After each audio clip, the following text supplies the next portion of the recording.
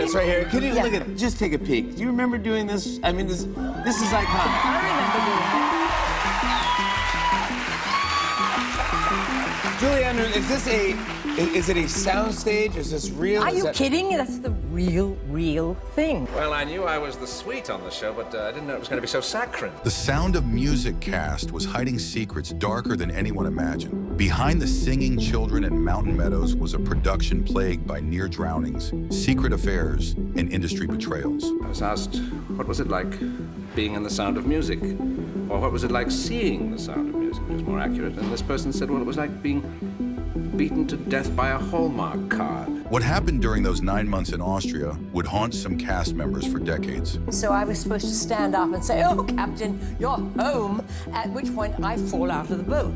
And just before, and we all then tumble out. The Von Trapp family's real story begins with a helicopter that almost their Maria. March 1964. The Austrian Alps stretched endlessly before the film crew as they prepared to capture the most iconic opening scene in movie history. Julie Andrews stood alone in the meadow, her guitar case beside her, waiting for the helicopter to approach. Nobody knew they were about to witness 6 near-death experiences. We had this monstrous helicopter, had a cameraman very bravely strapped to the side where the door would be, and he had I've told this so many times, Jimmy, but he had a camera strapped to him. He was strapped into the copter, and he was over like this. The helicopter roared toward her, camera operator dangling from its side with nothing but safety straps keeping him alive. As it passed overhead, the downdraft hit Andrews like a truck. She flew through the air, crashing into the grass with bone-jarring impact. The crew rushed toward her,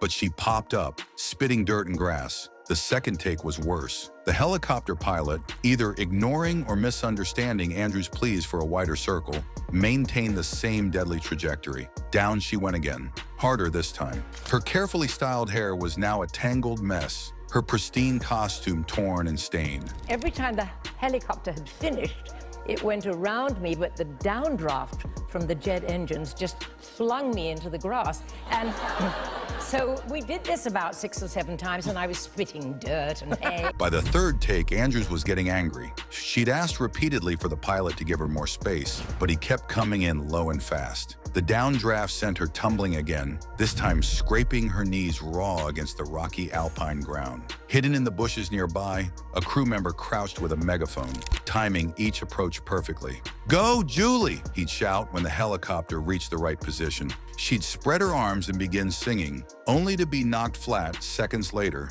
each time the same violent result. Andrews was now limping between shots, her body aching from repeated impacts with the unforgiving mountainside. Makeup artists rushed to repair the damage after each crash, but they couldn't hide the growing frustration in her eyes. And I kept saying, couldn't you take a wider circle just around? step back 10 feet away from me, and all I got please. was just fine. We're going to go for another take. The cameraman strapped to the helicopter's exterior was having his own nightmare. Every time they swooped low enough to get the shot, he was inches from disaster himself. The safety straps were all that stood between him and a fatal fall into the Austrian wilderness. By the 6th take, Andrews was barely containing her rage. Her polite British demeanor was cracking under the physical punishment. When the helicopter's downdraft sent her flying yet again, she stayed down longer this time, gathering her strength for what she hoped would be the final attempt. The 7th and final take would give the world one of cinema's most beloved opening sequences, but it nearly cost Andrews her life in the process. While Julie Andrews was getting battered by helicopters, another kind of collision was happening behind the scenes. Christopher Plummer had arrived in Austria with a secret he'd carried since seeing Andrews on Broadway in My Fair Lady. He'd been nursing a crush on her for years. The feeling, it turned out, was mutual. Well, I was in awe of this gentleman. I mean, a very, very famous dramatic actor, and here I was just a musical songstress. As filming progressed through the spring of 1964, their on-screen chemistry became impossible to fake. During intimate scenes, the camera captured something real burning between them. Plummer's stern Captain Von Trapp would soften just looking at Andrews' Maria, and her eyes would light up whenever he entered a room. Both were trapped in failing marriages back home. Plummer's relationship with his wife, Patricia, was already strained beyond repair, while Andrew's marriage to set designer Tony Walton was crumbling under the pressure of her skyrocketing career. Austria became their escape from those dying relationships. Should have ended up together. We should have had a huge smashing affair, but there was no time, and Julie had her children with her, which is most inconvenient. The entire cast and crew could feel the electricity between them. During breaks in filming, they'd gravitate toward each other naturally, talking quietly in corners while the rest of the production buzzed around them. When they performed the romantic scenes, the multiple takes weren't due to technical problems. Andrews was staying at her hotel with her 2-year-old daughter, Emma, living the life of a single mother thousands of miles from her husband. After long days of filming, she'd retreat to her room, putting Emma to bed while fighting the growing attraction to her co-star. Plummer dealt with the situation differently. Every night after filming wrapped, he'd head to the hotel piano bar, drowning his frustrations in Austrian wine while playing melancholy songs. The cast would sometimes find him there at midnight, still playing, lost in music and alcohol and thoughts of what might have been. The 9-month filming schedule stretched their willpower to the breaking point. Austria became a bubble where normal rules didn't apply,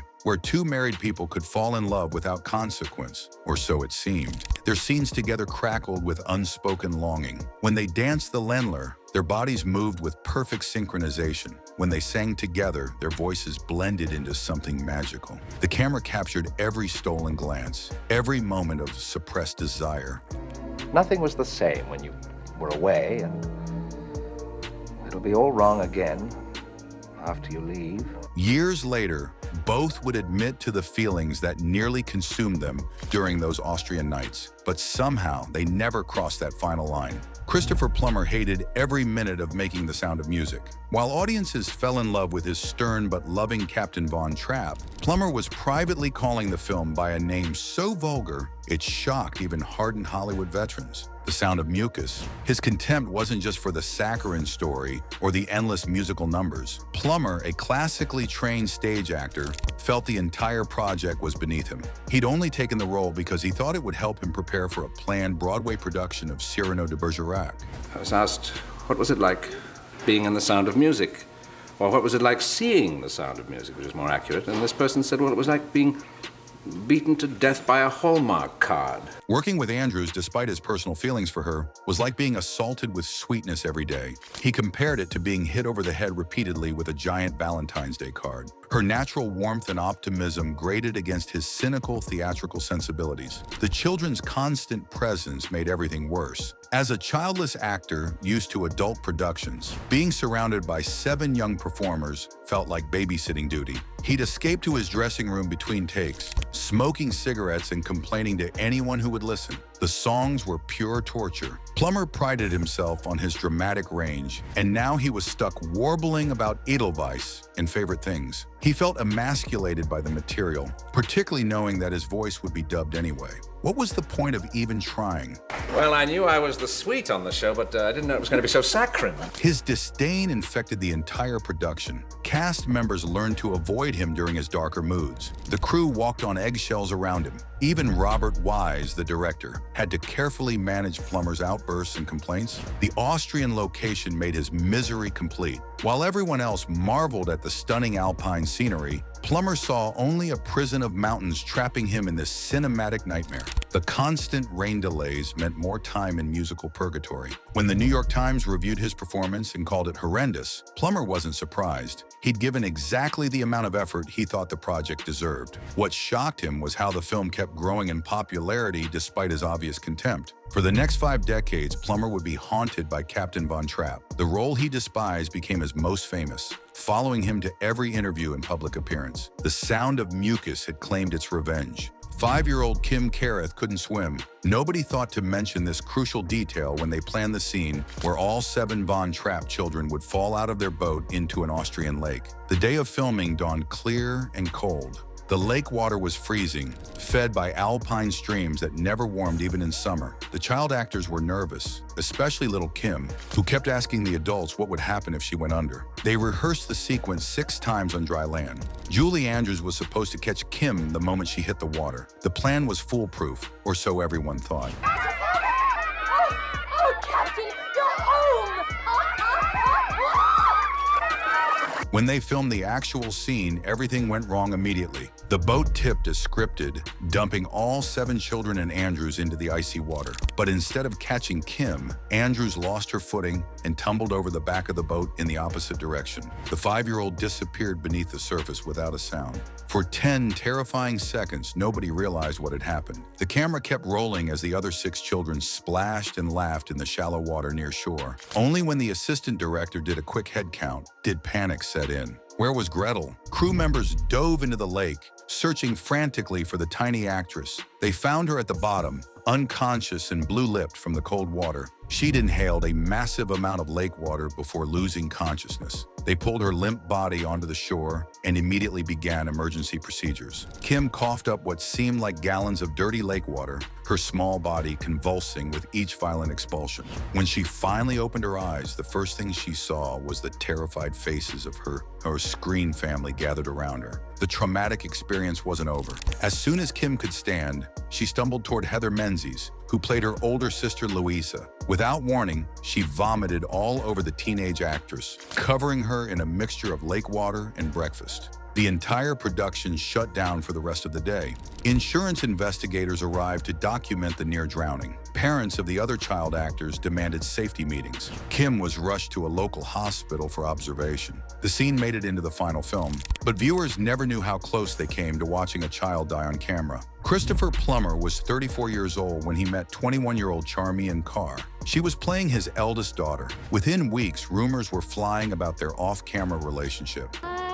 16, going on 17, I know that I'm naive. The age gap was substantial, but not unusual for Hollywood. What made it scandalous was that Carr was portraying Liesl von Trapp, the innocent 16-year-old daughter of Plummer's character. The father-daughter dynamic they projected on screen made their real-life attraction deeply uncomfortable for everyone involved. I'm told that a long time ago you were quite good. Well, that was a very, very, very long. Carr had never acted professionally before The Sound of Music. She was a part-time model working in a doctor's office when a friend submitted her photo to the casting directors. Her inexperience showed in how she handled Plummer's attention. From the beginning, she was smitten. Plummer was sophisticated, worldly, and classically handsome. He represented everything her sheltered life had been missing. When he began paying her special attention between takes, she was completely overwhelmed. The 9-month filming schedule gave their relationship time to develop slowly. What began as casual conversations evolved into long walks through Salzburg's historic districts. Plummer would show her famous landmarks while sharing stories from his theatrical career.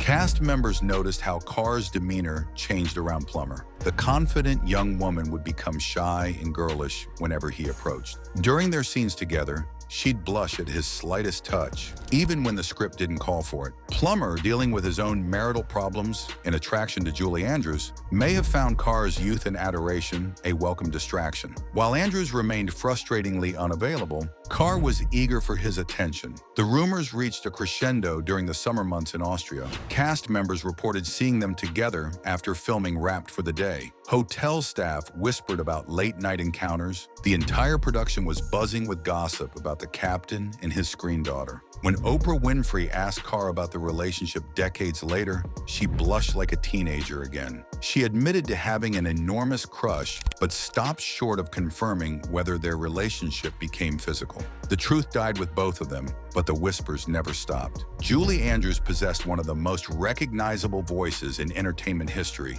Those crystal-clear high notes that soared through The Sound of Music became her signature, her gift to the world.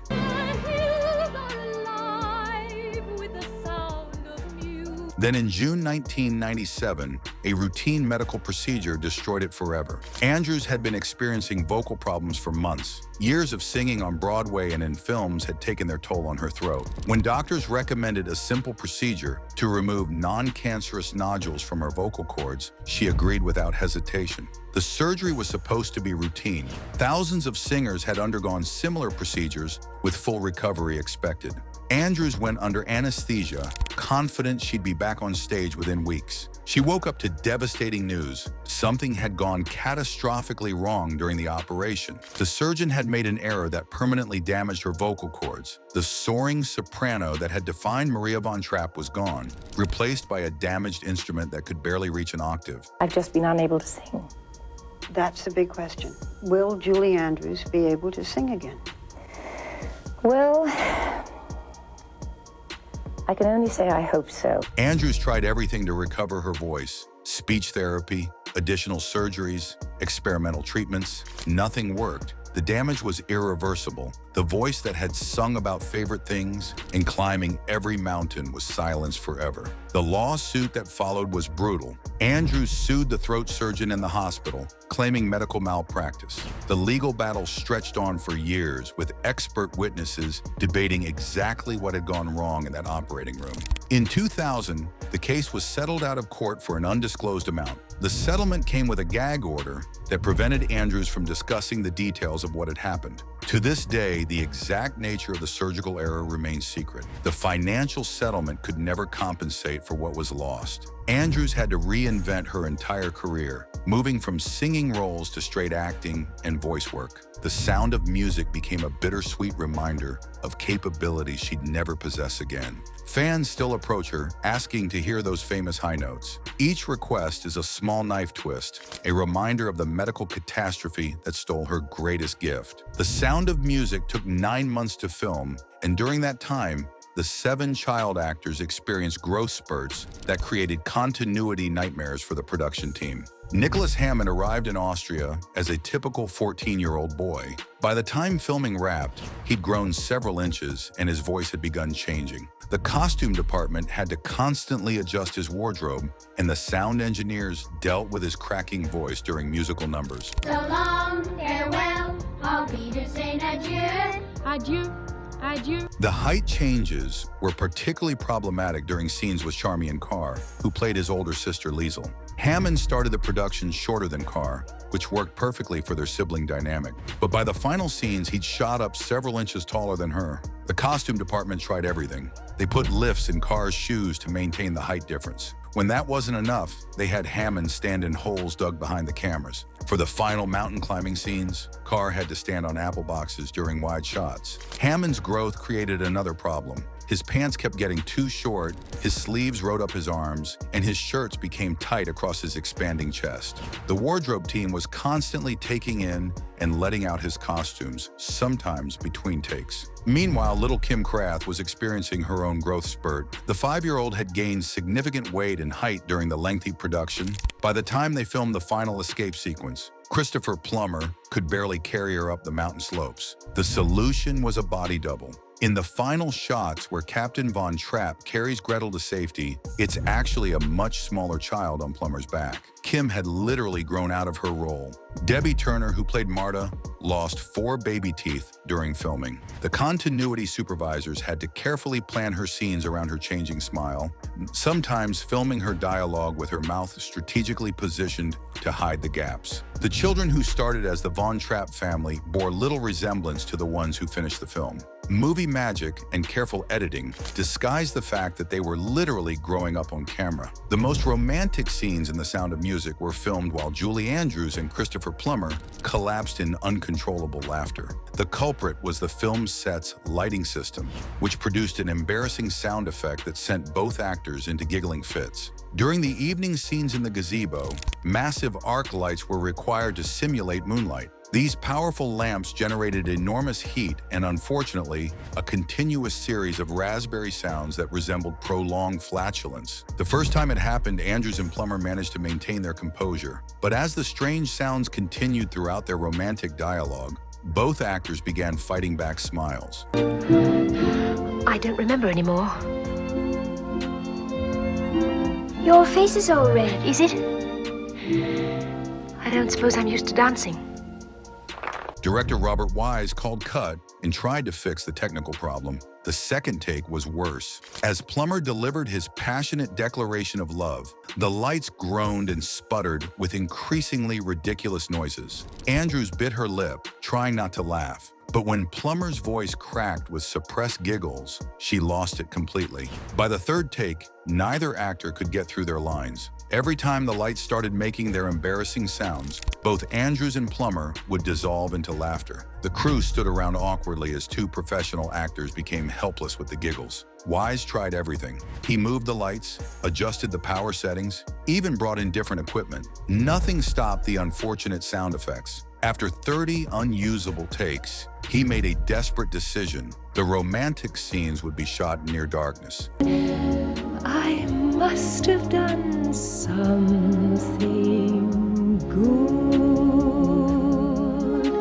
Cinematographer Ted McCord worked with minimal lighting, casting the lovers in dramatic shadows that concealed their constantly smiling faces. What audiences saw as artistically moody lighting was actually a desperate attempt to hide two actors who couldn't stop laughing at farting lights. The gazebo became a place of pure joy for Andrews and Plummer, even as their characters experienced romantic anguish. Years later, both actors would credit those giggling fits with cementing their lifelong friendship. The raspberry-producing lights were finally fixed, but not before creating some of the most accidentally hilarious moments in film history.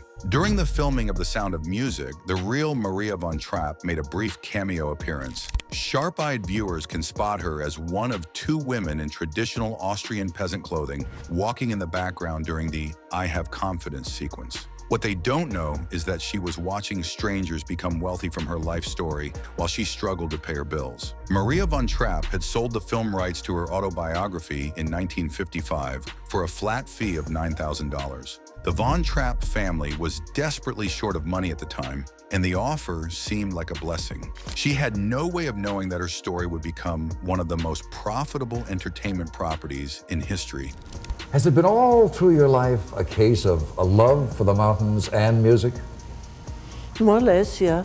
That's what got me. The German films based on her story made millions. The Broadway musical ran for over 3 years and generated enormous profits. Now Hollywood was turning her life into what would become one of the highest-grossing films of all time. Maria von Trapp wouldn't see a penny beyond that original $9,000. The contract she'd signed gave away all rights to her story in perpetuity. No matter how successful any adaptation became, she was entitled to nothing more. While Rodgers and Hammerstein earned millions from the Broadway show, while 20th Century Fox profited enormously from the film, Maria lived modestly on the income from her Austrian lodge. Standing on that film set in Austria, watching Julie Andrews portray a romanticized version of herself, Maria must have felt the cruel irony of her situation. Her own life story had made everyone wealthy except her own family. The real Maria was nothing like the gentle character Andrews portrayed. She was stern, strong-willed, and sometimes difficult. Maria, are you stubborn? I'm afraid so. The musical family dynamic was largely fiction created for dramatic effect, but audiences preferred the sanitized Hollywood version to the complicated reality. When reporters asked Maria what she thought of the film, she was diplomatically positive. She couldn't afford to criticize the production that had excluded her from its financial success. Her brief cameo was a bittersweet moment, a forgotten figure in her own story. The woman whose courage had saved her family from Nazi persecution died in relative obscurity, while her fictional counterpart lived forever in the hearts of millions. Salzburg, Austria should have rolled out the red carpet for The Sound of Music production. Instead, the historic city treated the Hollywood invasion with barely concealed contempt, creating obstacles at every turn for the American film crew.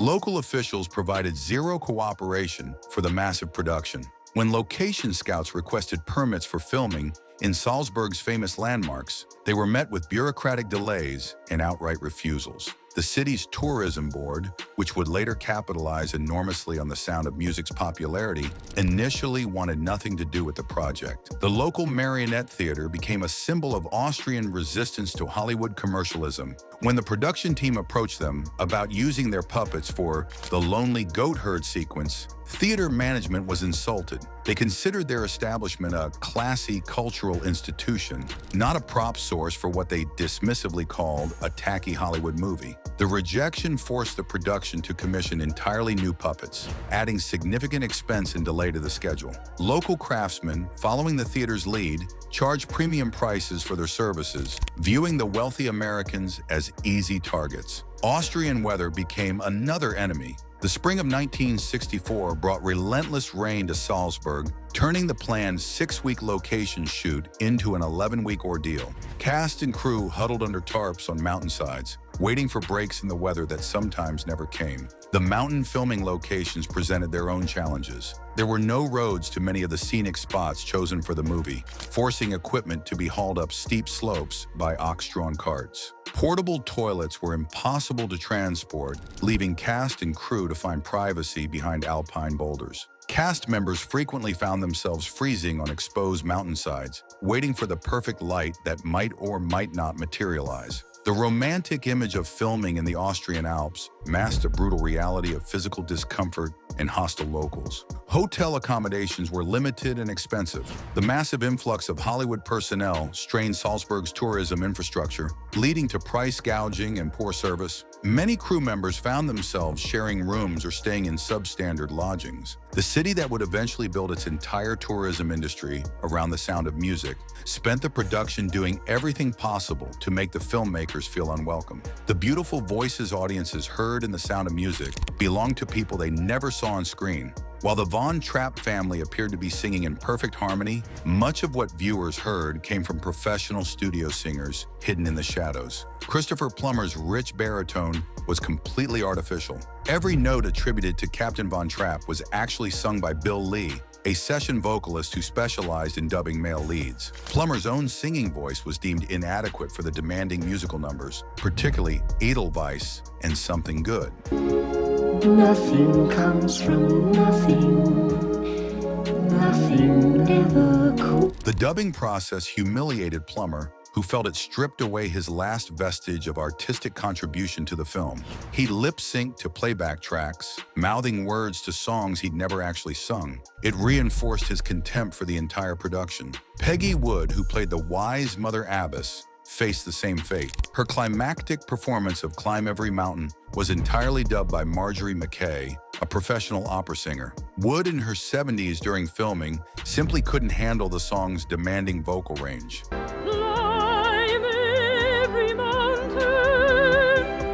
Even the children's voices weren't entirely their own. While the young actors did contribute to the soundtrack, their voices were enhanced by adult singers who filled out the harmonies and strengthened the weaker performances. 7 children became a choir of 12 through studio magic. The musical arranger Erwin Kostal orchestrated this vocal deception with mathematical precision. He recorded sessions with the actual cast, then layered in professional singers to create the seamless sound audiences expected.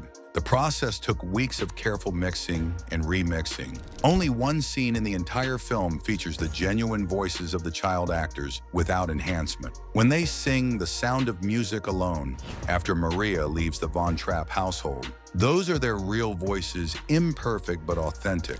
The irony was profound. A film celebrating the power of family harmony relied heavily on voices that belonged to people outside that family. The Sound of Music's greatest strength was built on a foundation of vocal lies. Christopher Plummer's most embarrassing moment during the Sound of Music production happened in front of the entire cast and crew, captured forever in the memories of everyone who witnessed his spectacular meltdown over a missing call sheet. The morning started typically enough. Plummer woke in his Salzburg hotel expecting to find his daily schedule slipped under his door. The call sheet would tell him when to report to makeup, what scenes they'd be filming, and where the crew would be working that day. But no schedule appeared. Plummer's theatrical temperament, already strained by months of working on a film he despised, exploded into rage. He threw on his clothes and stormed out of the hotel, determined to track down the production unit and demand an explanation for this unprofessional oversight. He searched frantically through Salzburg's winding streets, asking locals if they'd seen American film crews. His limited German and growing fury made communication difficult, but he eventually got directions to the day's filming location on the outskirts of town. Plummer arrived at the set like a man possessed. The crew was in the middle of filming a scene with Julie Andrews and the children, cameras rolling, when he marched directly into the shot. He didn't care about ruining the take or interrupting the delicate work. In front of the entire production, Plummer unleashed a stream of abuse at director Robert Wise. He berated the assistant directors, the production managers, and anyone else within shouting range. His face was red with anger as he accused them of unprofessional behavior and disrespect for his time. The tirade went on for several minutes before anyone could calm him down enough to explain the situation. When Plummer finally paused for breath, a sheepish assistant director delivered the crushing news. He wasn't scheduled to work that day. The call sheet he'd been expecting didn't exist because he had no scenes to film. His explosive tantrum had been based on a complete misunderstanding of his own schedule. The silence that followed was deafening as the reality sank in. Plummer's embarrassment was total and public, witnessed by dozens of people who would remember his meltdown for decades. The romantic gazebo scene in The Sound of Music nearly ended in tragedy when Charmian Carr's foot crashed through a window during the filming of 16 going on 17. The accident left her bleeding and limping, but the show had to go on. I am 16 going on 17. I know that I'm naive. The gazebo sequence was one of the most technically challenging in the entire film. The small glass structure had to accommodate not just 2 actors, but also cameras, lighting equipment, and a full crew. Every movement had to be precisely choreographed to avoid disaster. During the dance sequence, Carr and her screen love interest, Daniel Trujillo, moved through a series of complicated steps while rain drummed on the gazebo's glass roof. The romantic choreography required them to leap and spin in the confined space, coming dangerously close to the glass panels. On one take, disaster struck.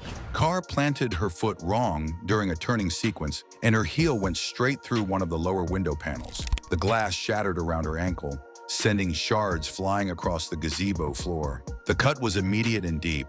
Blood soaked through her white ankle sock as the medical team rushed to assess the damage. The gash required several stitches, and her ankle swelled rapidly from both the cut and the impact. Production shut down for the rest of the day while Carr received medical treatment, but the filming schedule was too tight to accommodate a full recovery. She would have to continue working with her injured ankle. The costume department did their best to hide the damage. They wrapped her ankle in flesh-colored bandages and adjusted her socks to provide coverage. But in several shots of the final film, sharp-eyed viewers can spot the medical wrapping around her ankle. Carr gamely continued dancing and running through her scenes, but she was in constant pain. Every step sent sharp jolts through her injured ankle, and she had to carefully control her facial expressions to avoid showing the discomfort. Meanwhile, the practical challenges of filming continued. Between takes, director Robert Wise would literally pour buckets of water over the actors' heads to maintain the illusion that they were soaked from the rain.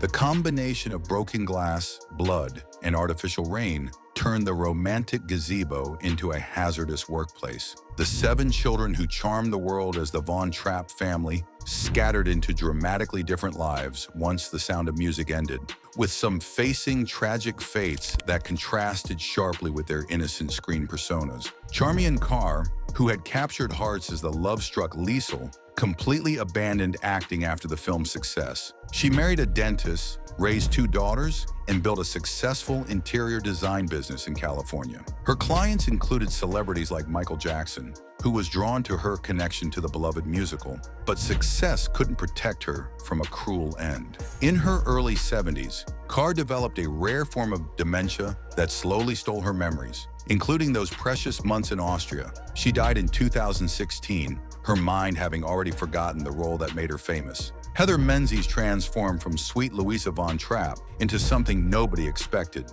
After a brief television career, she posed for Playboy magazine, shocking fans who remembered her as the innocent Von Trapp daughter. She found love with actor Robert Urich and devoted herself to raising their children, abandoning the entertainment industry for domestic life. When Urich died of cancer, Menzies channeled her grief into founding a charitable foundation in his memory. But cancer would claim her too. On Christmas Eve 2017, she succumbed to brain cancer at age 68, leaving behind the children she'd chosen over fame. The boys of the family took even more unexpected paths. Dwayne Chase, who played Kurt, completely rejected Hollywood after filming ended. He returned to school, earned a geology degree, and spent years fighting forest fires in dangerous wilderness conditions. His life became the opposite of the entertainment glamour, dealing with natural disasters and environmental challenges in remote locations. Nicholas Hammond had already tasted fame before The Sound of Music, but afterward he became Spider-Man in the late 1970s television series.